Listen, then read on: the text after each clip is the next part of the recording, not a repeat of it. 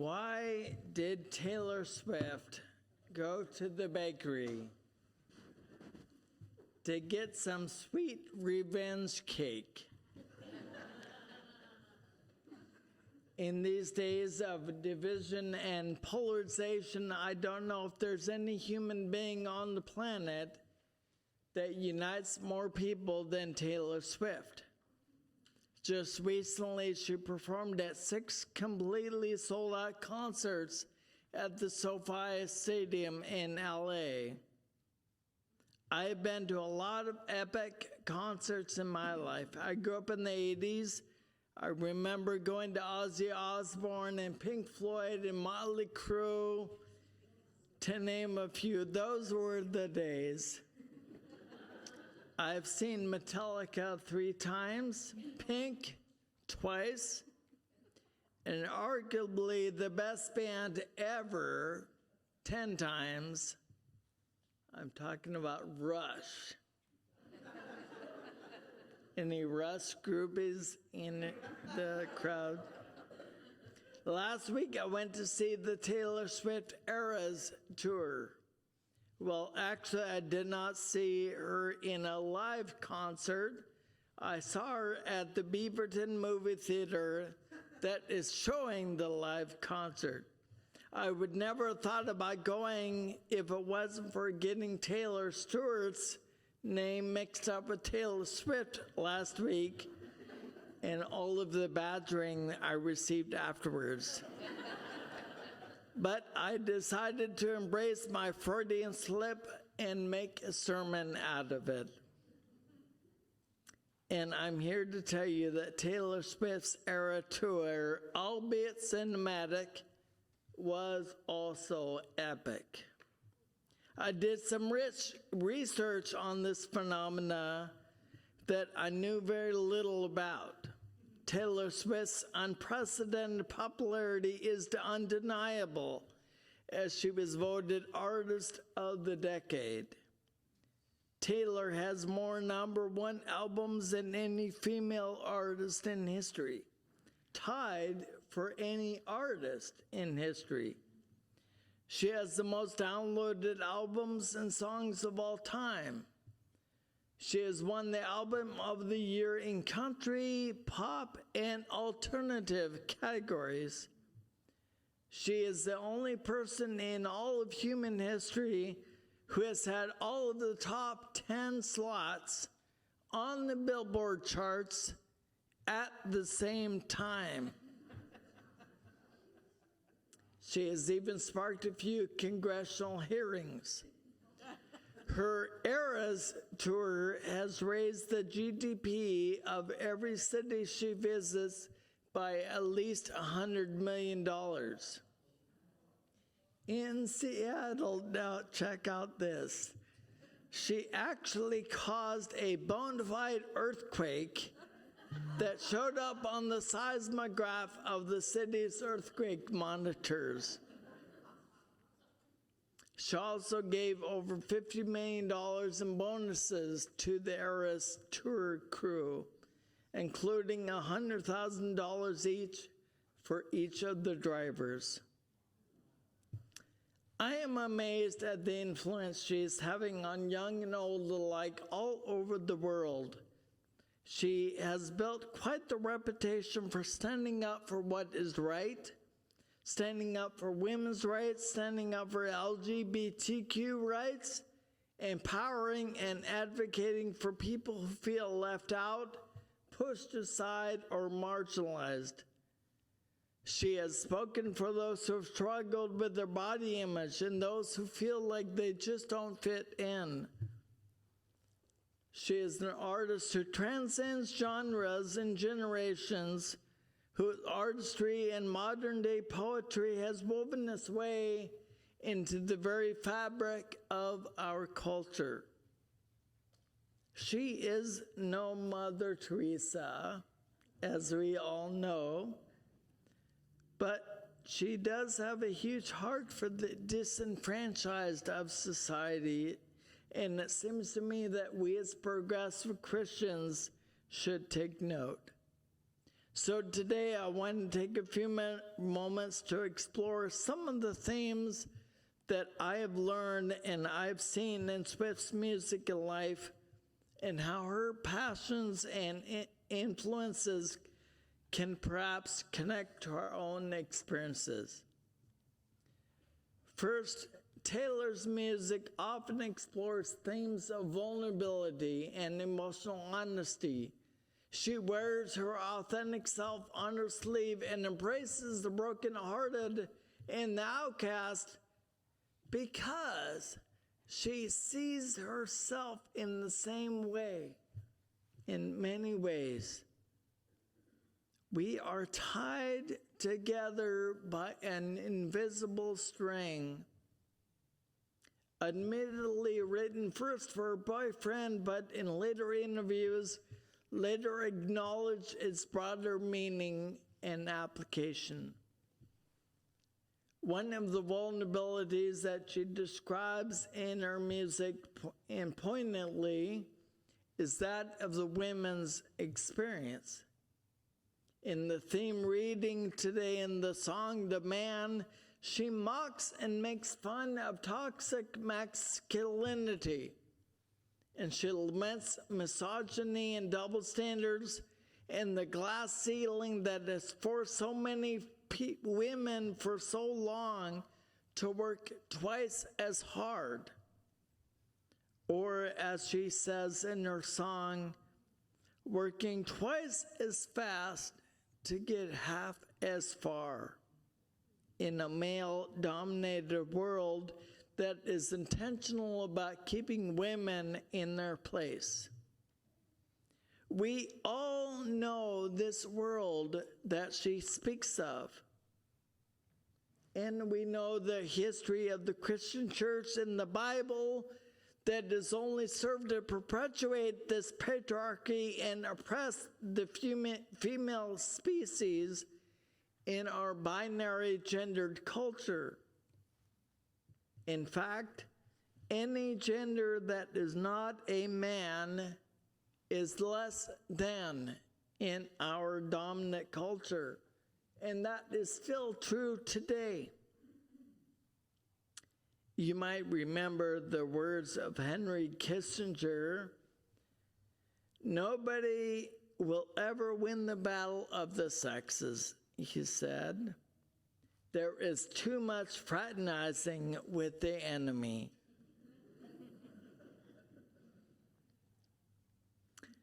Yet, seriously, this patriarchal theme is even present but subtly challenged in our lectionary today. Let's look at those words again. Then Jesus said to his disciples, "The scribes and the Pharisees sit on Moses' feet, therefore do what they teach you and follow it. But do not do what they do, for they do not practice what they teach. They tie up heavy burdens, hard to bear, and lay them down on shoulders of others, but they themselves are unwilling to lift a finger to move them. They do all their deeds to be seen by others, for they make their phylacteries broad and their fringes long." What do you make of that? In order to understand this text, you must see it through a sociological lens of sex and gender and culture, in my view. Who are these scribes and Pharisees? They were certainly not women. We know that. They were men. The truth is, the story gives us a keen view of the man. The system that gives privilege to men over women, men who think they can get by without scrutiny or expectation of doing what they actually teach. Do as I say, don't do as I do. Who does that sound like?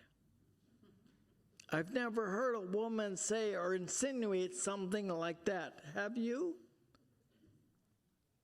But I have heard it many times spoken to or referenced to by a man. the man. Because for a woman, humility and grace are always connected to teaching and truth. The truth is the Christian church has not always been out in front championing women's rights as all rights. The Christian church has a bad reputation for being closed-minded, traditional, even misogynistic, while perpetuating this system of the man. But here we come, and we have this cultural icon, Taylor Swift, who has often been on the forefront of challenging these issues and other issues that end up with winners and losers. I am reminded of the words of Paul Tillich here. The courage to be is the courage to accept oneself in spite of being unacceptable. Courage. The courage of a woman made in the image of God, endowed with the inherent worth and dignity, and yet women are bombarded by messages that they are less than and not acceptable. They are told that they must be something else other than themselves, because if they are anything else other than themselves, they are a bitch. And Taylor courageously says, that makes me mad as hell. And I know it makes us mad as well, as it should. The second theme in Taylor's music is obviously having to do with forgiveness and empathy. In Taylor Swift's journey, there have been many widely publicized breakups or feuds over the years. Feuds with the likes of Kanye West and Calvin Harris, Joe Jonas, Harry Styles, John Mayer, and who could forget Katy Perry?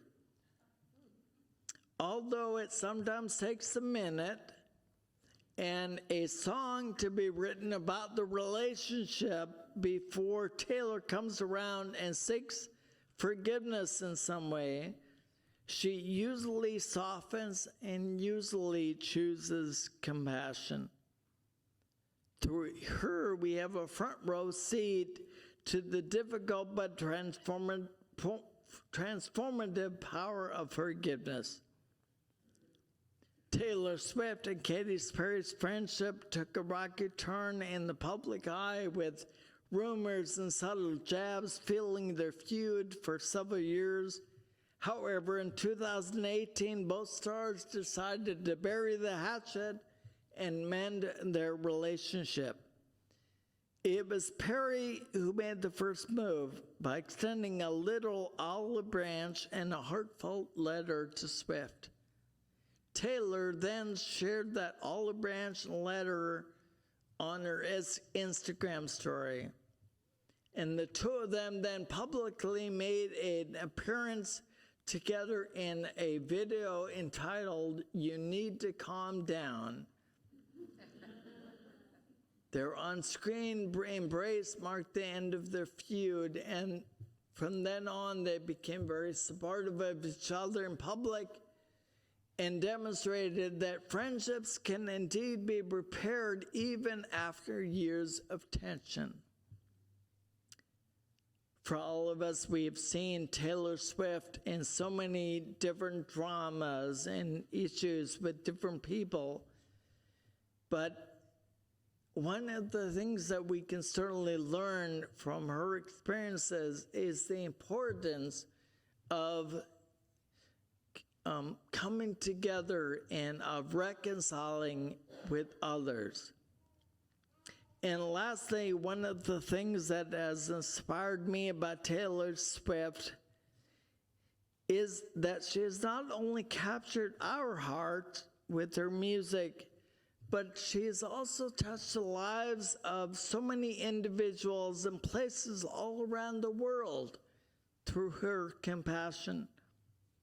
She is the story of one person's passion for music and how it can become a beacon of hope and catalyst for change, even across continents.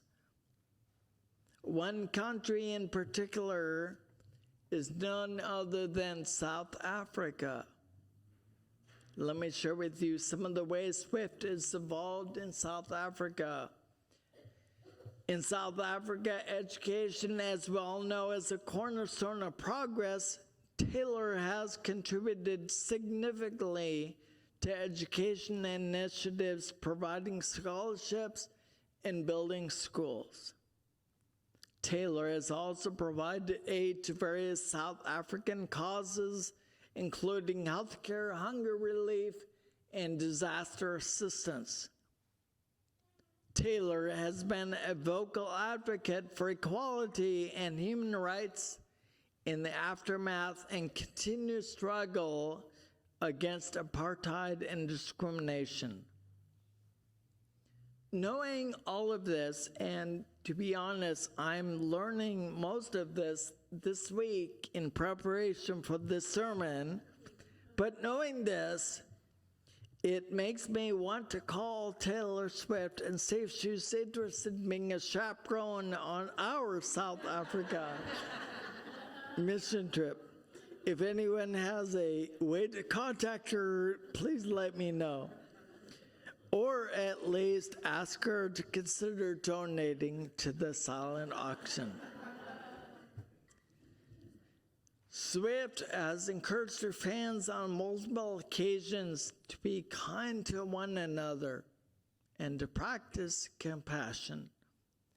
She has often emphasized the significance of supporting others, standing up against bullying, and embracing differences. She is not perfect, no one is.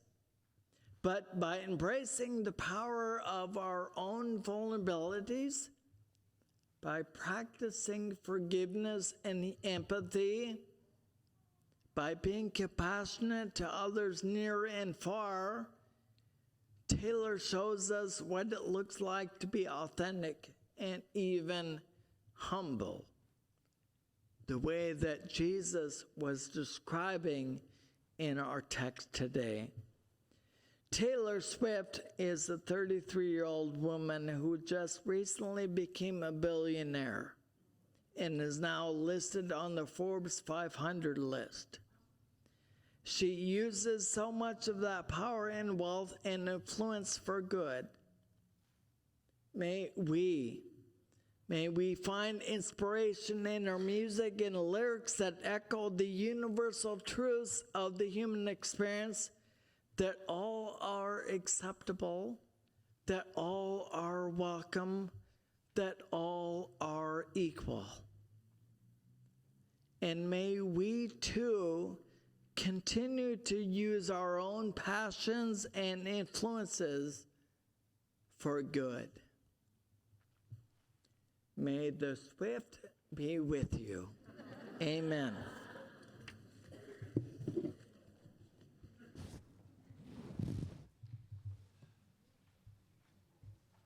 Please stand as we